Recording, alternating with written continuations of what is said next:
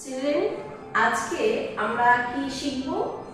দুই বর্ণ দিয়ে যেমন শব্দ হয়েছে তেমনি সেই দুই বর্ণ জুড়ে শব্দগুলো দিয়ে বাক্য গঠন শিখব। এখানে দেওয়া রয়েছে প্রতিটা শব্দের মধ্যে কিন্তু দুটো করে বর্ণ আছে। যতটা সম্ভব হয়েছে দুটো বর্ণ দিয়েই কিন্তু শব্দ এখানটায় ব্যবহার হয়েছে।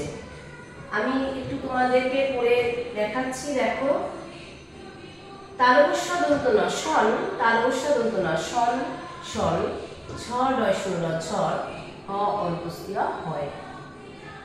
আচ্ছা, বাক্য, এই বাক্য পড়ার আগে আমাদের একটা জিনিস জানতে হবে, বাক্য কিভাবে হয়।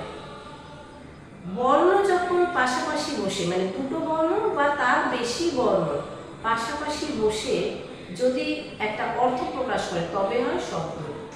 ঠিক তেমনি দুটো শব্দ বা তার বেশি শব্দ যদি পাশাপাশি বসে মনের ভাব প্রকাশ করে তবেই কিন্তু সেটা বাক্য হয়। যদি মনের ভাব প্রকাশ না করতে পারে তাহলে কিন্তু সেটা বাক্য নয়। দেখো, এখানটায় শন শন ঝড় হয়। কি হলো? শন শন ঝড় হয়, নিশ্চয়ই একটা এর ভাব প্রকাশ করছে, সেই জন্য এটা একটা বাক্য। শত শত জনগণ, কি হয়েছে? যে শত শত জনগণ মানে শয়ে শয়ে, মানে প্রচুর, অনেক জনগণ। মদন শশক ধর, গজদল পথ ধর। এখানটা দেখো তিনটে বর্ণ আছে, এখানেও তিনটে বর্ণ আছে, ধর কিন্তু আবার দুটো বর্ণ।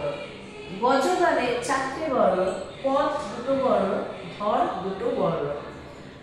অর্থাৎ শব্দ এখানে আছে তিনটে শব্দ, একটা দুটো তিনটে, তিনটে শব্দ পাশাপাশি বসে তবেই কিন্তু একটা বাক্য হয়েছে। তোমরা এটা তাহলে কি করবে? এগুলোকে বাড়িতে বানান করে করে পড়বে।